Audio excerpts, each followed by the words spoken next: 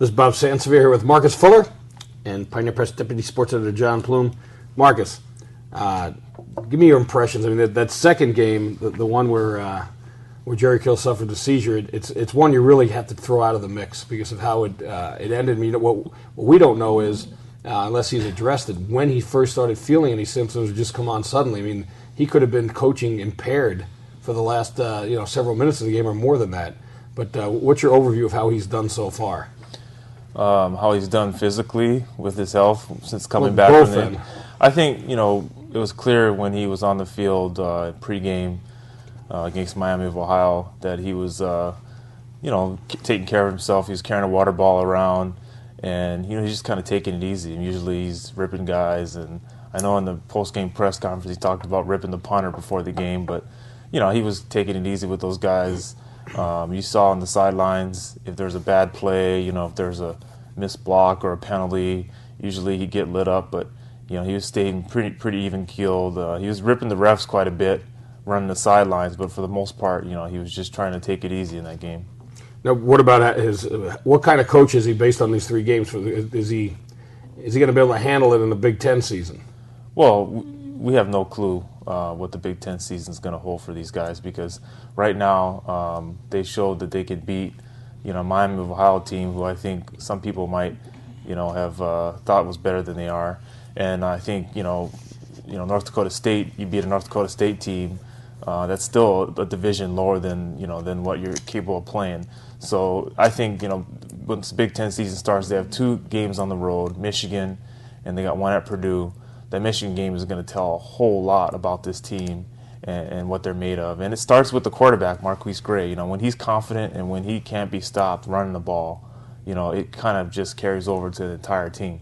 Now, how about you, Jen? You've seen him now in the 3 games. A lot of enthusiasm going into the season. People are excited about the way he's been running this team. Is that excitement still there, or is it starting to wane and people are starting to look back and say, well, I guess they're not going to go undefeated? No, I think people are excited about what he's trying to do with the team, and they're very supportive, especially after what happened a couple of weeks ago. But this is a team that this Saturday's game against North Dakota State is huge for this program because the last time they played them at home, they lost to them.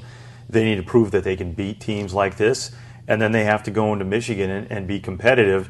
They're probably not going to win that game, but going to Purdue the week after, that's a very winnable football game for them. But I mean, the main thing now, Marcus brings up a great point with MarQueis Gray. He had an incredible football game last Saturday. He built some confidence. The offensive staff should know now that, okay, we got a guy who can throw the ball a little bit. We know he can run it, and they can continue to build off that. And hopefully their running game, Duane Bennett, Donnell Kirkwood, and some of these other guys will come on too. Now, Marcus, has the door after the first game was opened? Has it been absolutely shut on the whole Max Shortell possibility of if MarQueis Gray is healthy, no question that he's just going to stay a quarterback? They're not going to have any plays for him at receiver and bring Shortell in, or where's that status now? Well, I think there was a controversy with fans and there's a controversy with media. We tried to bring it up, but within the team, they know who their starting quarterback is. They know who their leader is. And if you saw in the Miami of Ohio game, they used Shortell a little bit, in sort of trick situations. They actually lined Gray up at receiver, put him in motion, and then he went right behind center, took the snap and then ran with it, and they were in the game at the same time.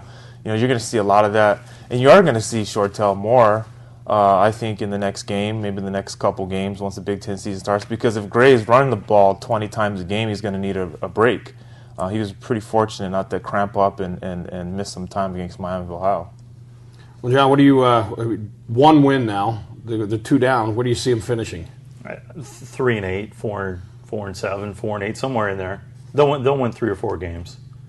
Well, what an improvement! That's sad. Well, for a first season though, I think Kill's laying the foundation and they're doing some good things. But I mean, the schedule is incredibly tough. I mean, when you start the Big Ten season on the road at Michigan as a first-year head coach in the Big Ten, I mean, I don't know how much tougher a test you can get unless you were going to Nebraska. Yeah.